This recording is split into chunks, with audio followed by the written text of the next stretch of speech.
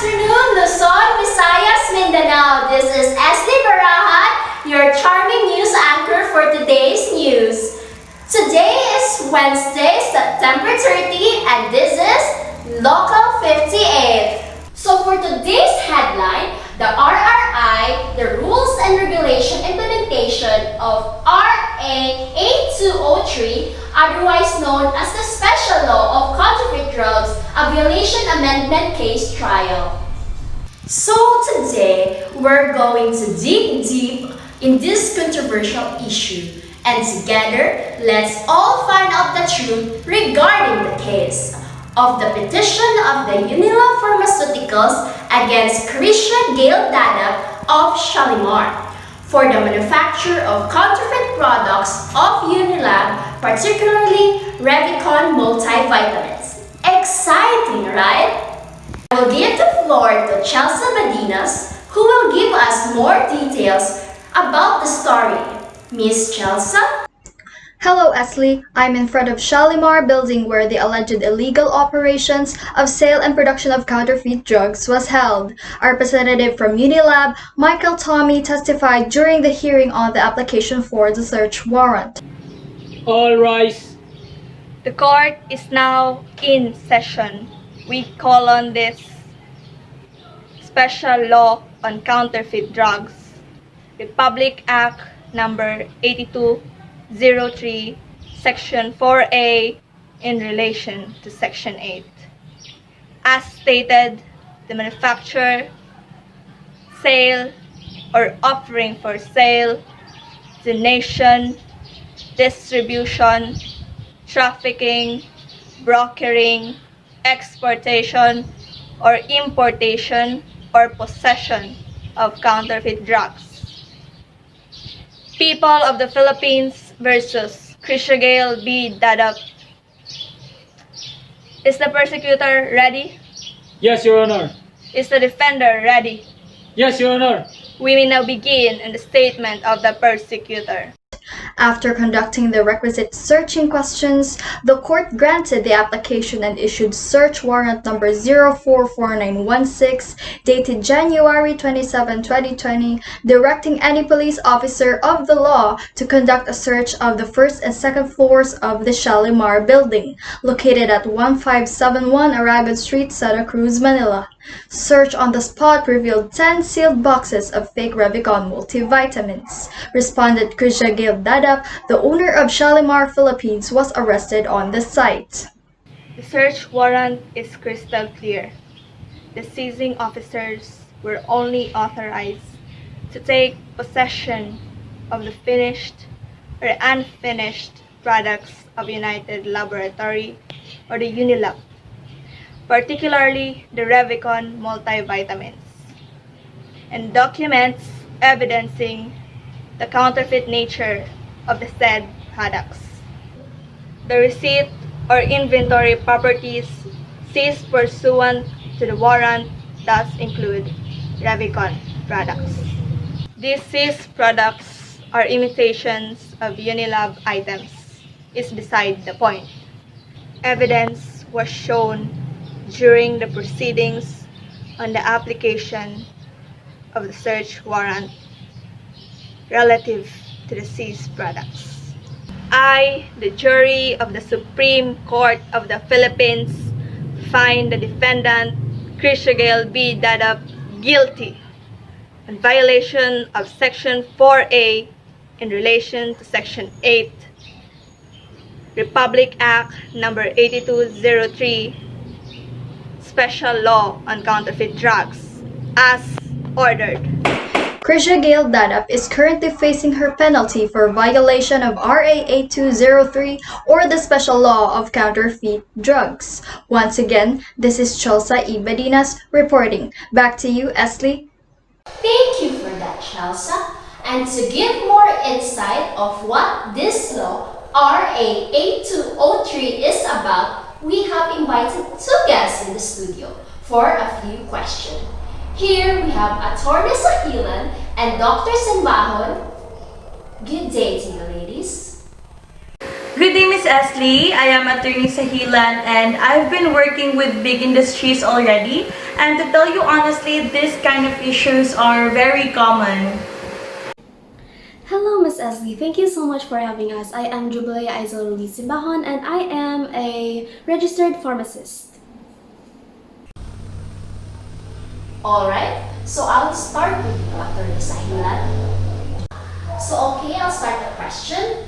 So, what do you mean when we say counterfeit drugs?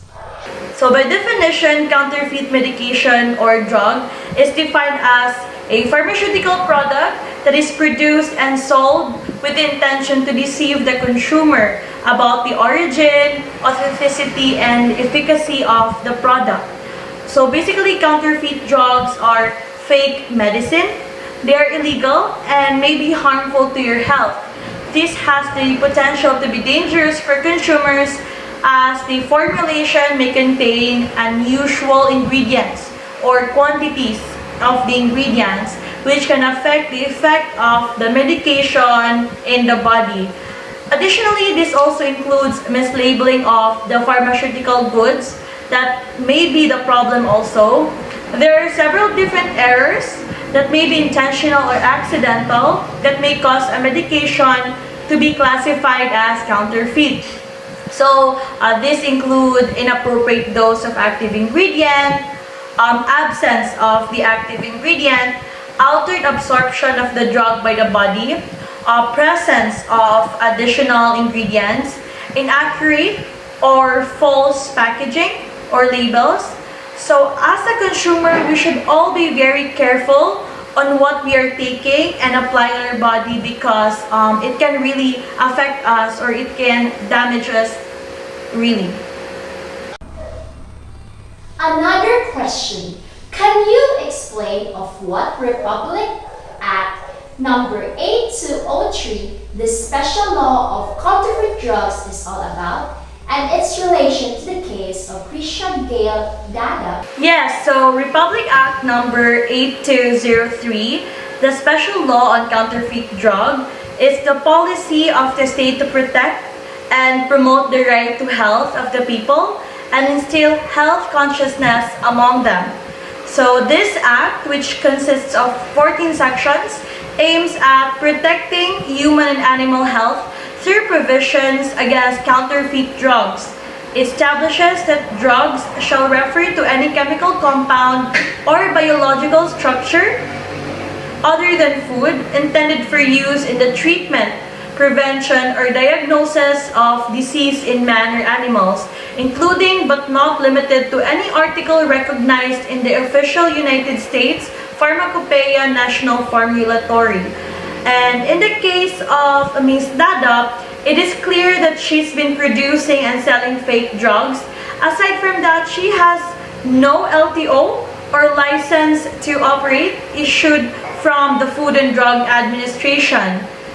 This is considered to be illegal because we are not sure on what chemical she's been using to produce these medicines. We are not sure where exactly it is being packed, and because of this, it might harm an individual instead of treating them, which is clearly violating the said act and contradicts to the main purpose of why there's medicine. Okay, so the last question. So, aside from the case of Shalimar Philippines, what other violation is stated by the special law of counterfeit drugs? So, aside from the manufacturing and selling, exportation, importation, or possession of counterfeit drugs, other violations include forging, simulating or falsely representing, or without proper authority, using any mark, stamp, tag, label, or other identification mark or device authorized or required. Another one is photocopying, duplicating, altering, or removing the approved label or any part lawfully belonging to another person for the purpose of using such label or a part of any counterfeit drug, provided that the person who used the labels produced are not one and the same person, and this person had knowledge of the purpose for which the labels are intended. So another violation which relates as well to the violations mentioned earlier is it's making or concealing any punch, die, plate, or any other equipment or instrument designed to print, imprint, or reproduce the trademark, trade name, or other identifying mark of another registered producer upon any drug product or device or its container, or label without authority from the legitimate owners of the trademark or trade name. All of these are basically mentioned in the Republic Act number 8203. Thank you for answering, attorney. Now, I shall ask you, Dr. Simbahan. I only have one question for you, Doc. So, can you give us key points on how this law pertains to dispensing drugs? Well, of course. Well, there are plenty of laws we pharmacists have to follow, and in regards to today's topic regarding counterfeit drugs, there are many things to really consider. So first, I would just like to address the one explained by Ms. Sahilan, that RA number 8203 disallows possession of counterfeit drugs, and it really is a big no-no to forge, counterfeit, or simulate stamps, labels, or any identification, because it can really be dangerous and harmful. Thus, for the second point, we should always be aware of these laws and violations and learn to practice our profession properly, because as pharmacists, we are held responsible for giving out right medications to our customers. So this leads to my third point. We are held liable for it. We are held responsible for administering or selling such drugs which will not only affect us, but also our customers. So fourth, we should always learn to be careful, because although there are a few who purposely violate this, there are also those who are unknowingly doing it. So as pharmacists, we should always recheck and make sure everything we are administering and providing. So fifth, this should really be not taken lightly. We shouldn't fear what will happen to us, but more on what will happen to them, those who are actually taking those drugs. And sixth, that would really be abusing our authority in dispensing, and we shouldn't do that. We shouldn't take our profession for granted, but instead dispense like how we should. That is why with what happened to this case, it's very disheartening. Honestly, it shouldn't have to be that way, or it shouldn't have been done in the first place, because seventh point leads to people losing trust in us. It would affect how people see us and have doubts about us, which isn't good at all. So eighth, we should continue to observe proper dispensing practice, offer proper patient counseling, and administer the right drugs. There's no harm in that. Ninth, laws are there for a reason, and it is also our duty to abide them. So lastly, I would like to point out, I am basing this on a Peter Parker principle. With great power comes with great responsibility. And to that, in relation to the case, I also add knowledge. With great power and knowledge comes with great responsibility. We as pharmacists are connoisseurs in this field of drugs, and it is our duly responsibility, the autonomy, justice, the beneficence, and no maleficence in whatever we do in our profession. To simply put, we are doing this for the patient. Knowing about the law isn't enough. We should put it into practice. Well, I guess that would be all I would like to point out for today. Thank you so much.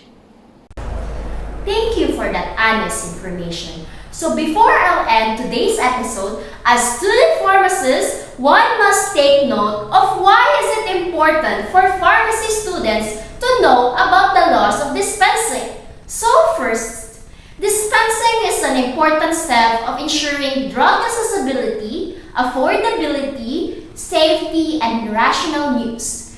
It is in order to ensure optimal utilization of limited funds. Dispensing must be regulated by appropriate policies and laws. The law of dispensing serves as guidelines that we need to follow as stated by the law, and there are many laws of dispensing.